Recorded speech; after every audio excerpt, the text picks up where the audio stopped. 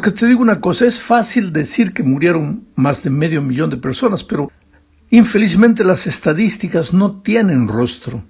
Por cada persona que fallece hay familias tristes, desconsoladas, personas que a veces perdieron todo, perdieron al jefe de familia y no saben ahora qué hacer.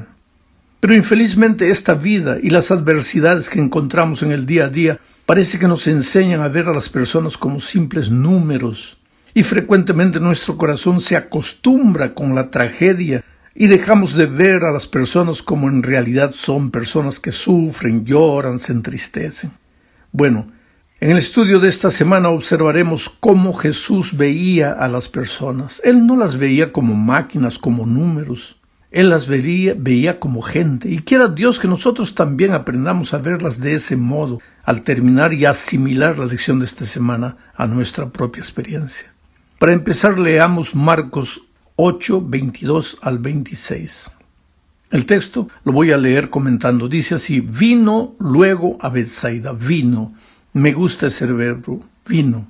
Jesús siempre está viniendo al corazón del ser humano y tocando la puerta. Un día Jesús dejó todo allá en el reino de los cielos y vino a esta tierra de miseria, de dolor, de pecado, trayéndonos la salvación. Y Él sigue viniendo. El texto dice: vino luego a Betsaida, y le trajeron un ciego y le rogaron que le tocase. ¿Quiénes trajeron al ciego? ¿Quiénes rogaron a Jesús que tocase al enfermo? Los amigos del ciego. ¿Sabes que en la Biblia hay como unos 50 milagros, un poquito más? Y en la mitad de esa cantidad de milagros son personas. No es el propio enfermo, no es el propio ser humano que está viviendo problemas que va a Jesús. En la mitad de los milagros son personas que los llevan, familiares, amigos, gente que intercede por esa gente enferma, esa gente que necesita del toque divino. Y esto nos enseña la lección de que hay gente en este mundo que está muriendo, pero que necesita a alguien que la lleve a Jesús. Ese alguien eres tú, que un día has recibido el maravilloso bálsamo del Evangelio. Sigo leyendo. Entonces, tomando la mano del ciego, le sacó fuera de la aldea. Y escupiendo en sus ojos le puso las manos encima y le preguntó si veía algo. El ciego, mirando, dijo: veo los hombres como árboles, pero los veo que andan. Aquí está la primera parte que quiero destacar de este texto. Cuando Jesús lo curó, le hizo una pregunta: ¿qué ves? Y el ciego dijo: veo a los hombres, pero los veo como árboles, pero árboles que andan. Esta es la primera visión que nosotros como seres humanos tenemos de las personas. Árboles sin vida, árboles que andan, que caminan, gente que se mueve de aquí para allá. Pero yo te desafío un día, párate en una esquina a las 6 de la tarde cuando la gente está regresando para su casa y observa los rostros. Hay gente triste, hay gente llorosa, hay gente preocupada, hay gente indiferente. Ahora trata de imaginar qué es lo que cada uno piensa, cuál es el drama que cada uno enfrenta. No los veas como árboles que caminan. Trata de verlos como seres humanos. Sigo leyendo el texto. Luego le puso otra vez las manos sobre los ojos y le hizo que mirase, y fue restablecido y vio de lejos y claramente a todos, y lo envió a su casa. Interesante, cuando Dios llega a nosotros, cuando en la persona maravillosa de Jesucristo llega a nosotros para curarnos del pecado, nuestra primera percepción de la humanidad es árboles que caminan, árboles sin sueños, sin alegrías, sin tristezas. Pero cuando somos totalmente curados del pecado, empezamos a verlos como seres humanos que sufren. Y ahora viene la misión, porque el texto que acabo de leer termina diciendo: y lo envió a su casa. ¿Por qué a su casa? Porque el testimonio de un amigo, de un familiar, de un conocido, es más poderoso que el testimonio de un desconocido. Claro, si tienes la oportunidad de predicar el Evangelio a desconocidos en la calle, tocar puertas, hazlo. No hay ningún problema en eso. Pero si quieres tener éxito, si no quieres que las personas te rechacen, te echen la puerta en la cara, busca a la gente que te conoce. Hazte amigo de las personas. Habla, testifica del amor de Cristo a tus vecinos, a tus compañeros de trabajo, de estudio, a tus familiares. Bueno, vamos a la segunda parte de este estudio. Aquí veremos la experiencia de la mujer samaritana. Para entender mejor lo que sucedió en este incidente, es necesario explicar que los samaritanos y los judíos no se podían ver. El problema no era tanto con los samaritanos. Para los judíos, los samaritanos históricamente era gente que no merecía la salvación. No sé si te acuerdas que un día los discípulos de Jesús le dijeron: ¿quieres que hagamos llover fuego del cielo para consumir a esta gente? Se refería a los samaritanos. En otra ocasión, los discípulos sacudieron el polvo de sus sandalias para no pisar más la tierra de los samaritanos. Entre ellos había una rivalidad religiosa histórica. En la opinión de los judíos, los samaritanos era gente que no merecía la salvación. Ahora, dicho esto, leamos el texto, Juan 4, 3 al 5. Salió de Judea. Nuevamente me impresiona el verbo salir. En el texto anterior que leí, comenté el verbo venir. Ahora encuentro aquí el verbo salir. Jesús tuvo que salir del cielo, venir a esta tierra para encontrarnos. Jesús, antes de irse, le dijo a sus discípulos: por tanto, id por todo el mundo, predicad el evangelio. Para ir tienes que salir. Y Jesús no predicó solo con la palabra, sino con su ejemplo. Él salió. Entonces el texto dice: salió de Judea y se fue otra vez a Galilea. Y le era necesario pasar por Samaria. Esto es interesante y te voy a explicar. Judea estaba localizada en el sur. Galilea estaba localizada en el norte. Para ir de Judea a Galilea había que pasar por Perea, que mayormente era desierto. En línea recta eran más o menos unas 20 kilómetros aproximadamente. Pero cuando los judíos se dirigían de Judea a Galilea, en lugar de ir en línea recta, ellos se iban hacia la derecha, subían por el desierto de Perea, por el desierto, y cuando calculaban que ya habían pasado Samaria, ahí volvían para la izquierda. ¿Por qué? Porque no querían pisar la maldita, entre comillas, tierra de los samaritanos. Ese era el preconcepto que tenían. Entonces un día Jesús decidió ir de Judea para Galilea. Y los discípulos se extrañaron. ¿Por qué no hace lo que todo judío hace? ¿Por qué no se desvía por el desierto de Perea? Pero ahora el texto dice: salió de Judea y se fue otra vez a Galilea y le era necesario. En la palabra original griega le era compulsivo, tenía que hacerlo, no podía dejar de hacerlo. Era como una obligación moral, espiritual, tenía que ir. ¿Por qué? Porque tenía que pasar por Samaria. Tenía que pasar por Samaria.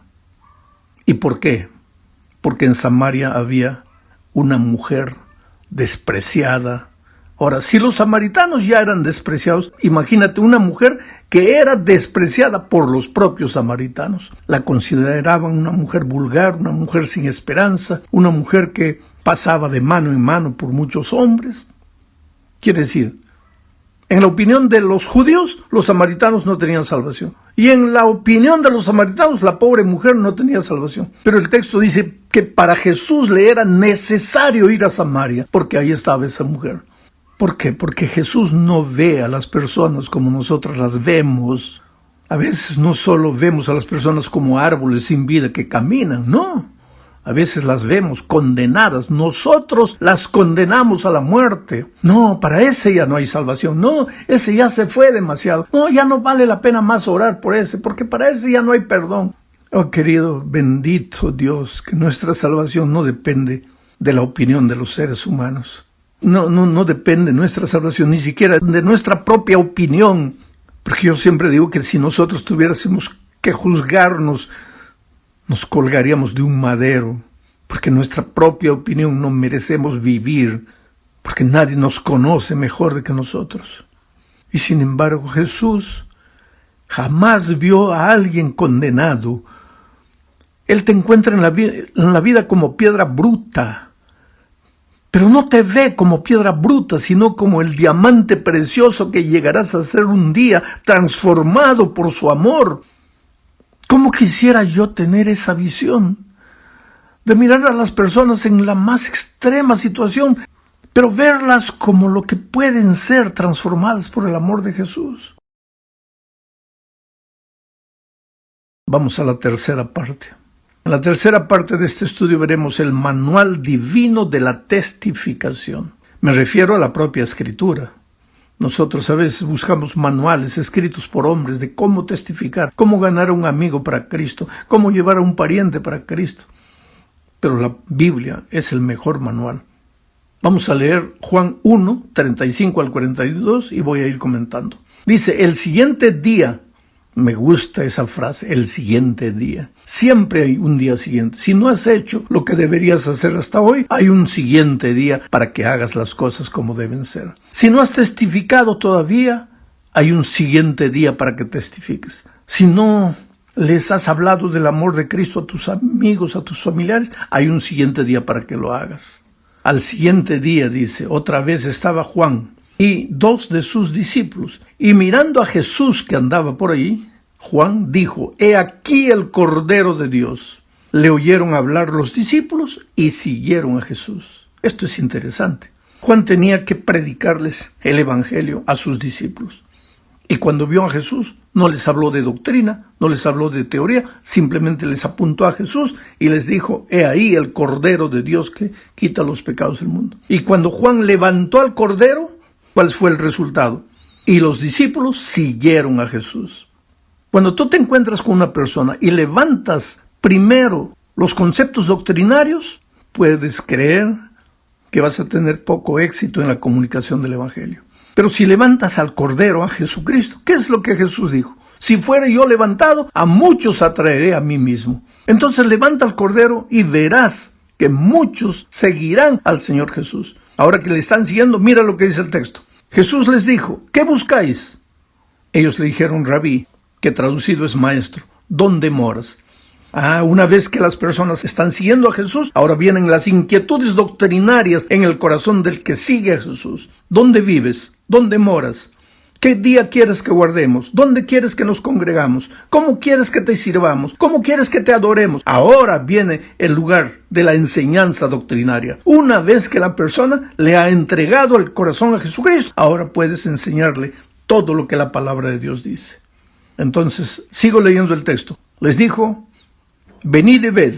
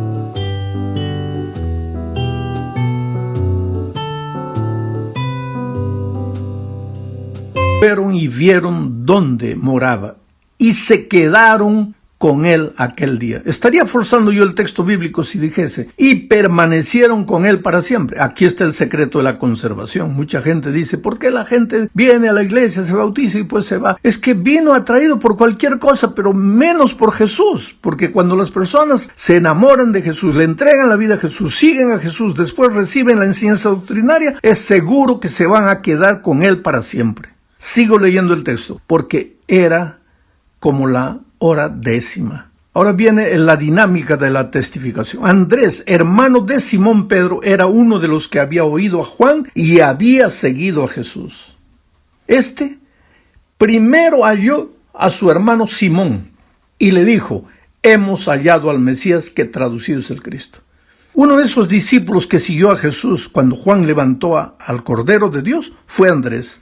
Ahora que Andrés se convirtió, ¿qué es lo que hizo? Buscó a alguien inmediatamente para llevarlo a Jesús. Y ese alguien no fue un extraño, fue su hermano Pedro. Pedro era su hermano y compañero de trabajo, ambos eran pescadores. Y cuando llegó a Pedro no le habló de ningún concepto doctrinario. Le dijo, hemos hallado al Mesías. Aprendió de su maestro Juan, levantó al Cordero. ¿Y qué sucedió? Lo trajo a Jesús. Y mirándole Jesús dijo: tú eres Simón, hijo de Jonás, tú serás llamado Cefas, porque quiere decir Pedro. En una frase Jesús describe su pasado, su presente y su futuro. Tú eres Simón, yo sé quién eres tú. Hijo de Jonás, yo conozco tu pasado, pero tú serás llamado Pedro, yo conozco tu futuro. ¿Quién hace eso? Jesús. ¿Y cuál es tu misión? Solo llevar al pecador a los pies de Jesús. Y Jesús se encarga de hacer lo que tú ni yo podemos hacer. En la cuarta parte hablemos de cómo lidiar con personas difíciles. Te digo una cosa, mira, no existen personas difíciles. Existen comunicadores inexperientes del Evangelio. Si quieres tener éxito en la comunicación del Evangelio, necesitas saber que los seres humanos son movidos a necesidad. Habla del amor de Cristo. Ahora, Jesucristo en el Sermón de la Montaña sabía que la humanidad se mueve a necesidad y comenzó hablando: si quieres ser feliz, bienaventurado. Él dijo: bienaventurados los que quiere decir feliz, bienaventurado, feliz. ¿Quieres ser feliz? Entonces haz esto. ¿Quieres ser feliz? Haz esto. ¿Quieres ser feliz? Haz esto. ¿Acaso Jesús estaba predicando un sermón emocional? No. Él conocía al ser humano. El ser humano se mueve a necesidad. Entonces, no llegues a una persona, especialmente si es una persona desconocida, hablándole de conceptos doctrinarios. Llega hablando de Jesucristo. Todos los seres humanos tienen el alma vacía. Todos cargan el complejo de la culpa. Cuando encuentran que hay un...